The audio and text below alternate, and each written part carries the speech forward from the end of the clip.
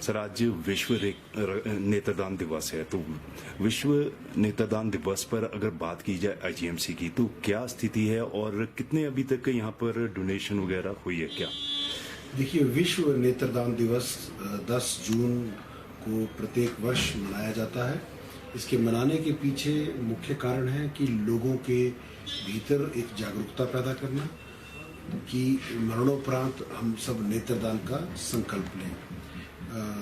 आपके सवाल का जवाब देने के साथ साथ मैं इस पर कुछ और आंकड़े आपके समक्ष प्रस्तुत करना चाहूँगा। हमारे देश में लगभग 1,25,00,000 से अधिक लोग ऐसे हैं जो दृष्टिबाधित हैं, और प्रत्येक वर्ष जो हमारे देश में सामान्य तौर जो मृत्यु लोगों की होती है, अगर वह सब लोग अपना नेत्रदान का संकल्प लें और मरणोपरांत उनका नेत्रदान के कार्य को पूरा किया जाए, तो केवल और केवल 1 वर्ष में ही हम सब दृष्टिबाधित लोगों को दृष्टि दे सकते हैं। तो ये अपने आप में ये सोचने वाली बात है कि ये कितना महत्वपूर्ण विषय है, कितना महत्वपूर्ण कार्य है। रही हिमाचल प्रदेश के स्थित इंदिरा गांधी मेडिकल कॉलेज शिमला की बात, तो हमारे पास सन 2010 से नेत्र बैंक यहाँ पर कार्यरत है, जो नेत्रदान करने वाले लोगों के लिए यहाँ पर कार्य कर रहा है और दृष्टिबाधित लोगों की मदद के लिए यहाँ पर कार्य कर रहा है। जिस हमारे नेत्रदान का जो कार्यक्रम है, उसके तहत अभी तक हमारे संस्थान में 1185 लोगों ने मरणोपरांत नेत्रदान का संकल्प लिया है। मैं भी उनमें से एक व्यक्ति हूँ। और अभी तक हमारे संस्थान में 370 लोगों ने जो है वो अपना आई डोनेशन किया है। मतलब ये हुआ कि जो जिन लोगों ने प्लेज किया है, इनमें से 370 लोगों की संकल्प को हम पूरा कर पाए हैं। अभी तक उनकी मृत्यु के बाद उनके नेत्रदान के संकल्प को यहाँ पर पूरा किया गया है।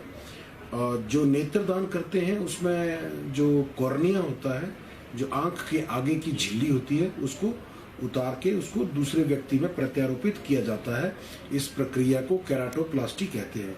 तो हमारे संस्थान में अभी तक 298 केराटोप्लास्टी सफलतम तरीके से अभी तक की जा चुकी हैं, और लगभग 220 लोग नेत्र प्रत्यारोपण केराटोप्लास्टी के लिए विचाराधीन हैं, वेटिंग लिस्ट में हैं। इसी में लोगों के अंदर जागरूकता फैलाने के लिए हमारा जो आई बैंक है, वो प्रतिवर्ष नेत्रदान पखवाड़ा उसको मनाया जाता है, जो 25 अगस्त से लेकर 8 सितंबर तक प्रत्येक वर्ष लोगों के अंदर ये जागरूकता फैलाने के लिए ये पखवाड़ा मनाया जाता है, जिसके तहत भिन्न भिन्न तरह के कार्यक्रम सामाजिक स्तर पर, स्कूलों के स्तर पर या कई अन्य संगठनों के स्तर पर किए जाते हैं।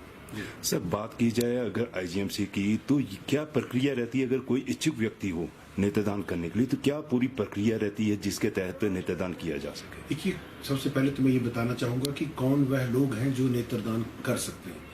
सब वयस्क लोग जो स्वस्थ हैं, किसी इन्फेक्टिव बीमारी से ग्रसित नहीं हैं, और अपने होशोहवास में वो अपने स्तर पर किसी भी नेत्र बैंक में जाकर अपना नेत्रदान का संकल्प पत्र जो है वो भर सकते हैं।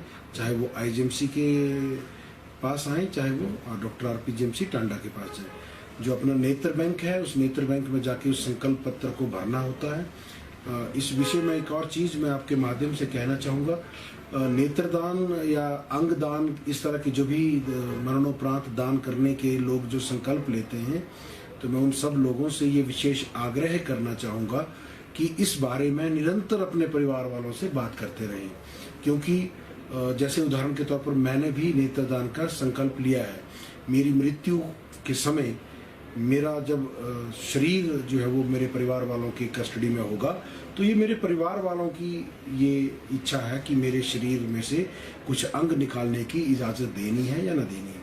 इसलिए सबसे महत्वपूर्ण रहता है कि आप जब भी हम इस तरह का कोई प्लेज या संकल्प किसी नेत्र बैंक में या ऑर्गन डोनेशन के लिए लें, तो नियमित अंतराल पर निरंतर अपने परिवार वालों को इसके प्रति सूचित करते रहें और उनका मनोबल बढ़ाते रहें और उन्हें प्रेरित करते रहें, ताकि जब भी ऐसी स्थिति हो तो वो परिवार वाले हिचकिचाएं नहीं, क्योंकि मृत व्यक्ति के शरीर के साथ क्या किया जाना है, क्या नहीं किया जाना है, ये परिवार की सहमति के बिना असंभव होता है। सर, बात की जाए आयु सीमा की, तो कौन सी आयु सीमा वाले नेत्रदान कर सकते हैं? देखिए, आयु नेत्रदान के लिए कोई आयु सीमा नहीं है। प्रत्येक आयु का व्यक्ति जो है वो नेत्रदान कर सकता है, क्योंकि आंख का साइज जो है वो 3 वर्ष की आयु के बाद से लेकर जब तक इंसान का जीवन है वो एक सा रहता है। तो ऐसा नहीं है कि छोटे बच्चों की आंख अलग होती है, बड़ों की आंख अलग होती है, बुजुर्गों की अलग होती है। तो आंख का साइज सेम रहता है, और केवल कॉर्निया जो आंख के ऊपर झिल्ली होती है, जिसको बाहरी शीशा कहा जाता है, जैसे कैमरे का बाहरी शीशा होता है, उस तरह का जो आंख की बाहरी झिल्ली है, केवल उसको ही प्रत्यारोपित किया जाता है। सर, बात की जाए किस प्रकार के जो दृष्टि बाधित हैं वो इससे लाभान्वित हो सकते हैं, नेत्रदान से लाभान्वित हो सकते हैं? देखिए, दृष्टि बाधित होने के बहुत सारे कारण हैं, जिसमें अगर हम बाहर से अंदर चलें तो सबसे पहले आता है कॉर्निया खराब होना, कॉर्नियल ओपेसिटी। किसी चोट की वजह से, किसी इन्फेक्शन की वजह से अक्सर लोगों का जो बाहरी झिल्ली है वो खराब हो जाती है। उसके बाद कैटरैक्ट है, फिर अंदर आंख के जो चैम्बर्स होते हैं उसकी इन्फेक्शन है, उसके अन्य कारण या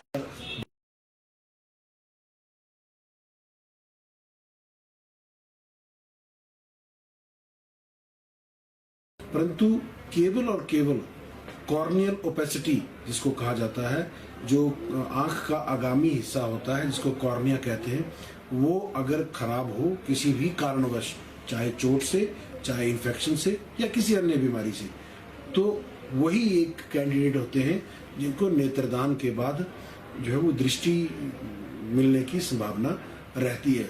और हमारे देश में प्रतिवर्ष लगभग 30 लाख लोग ऐसे होते हैं।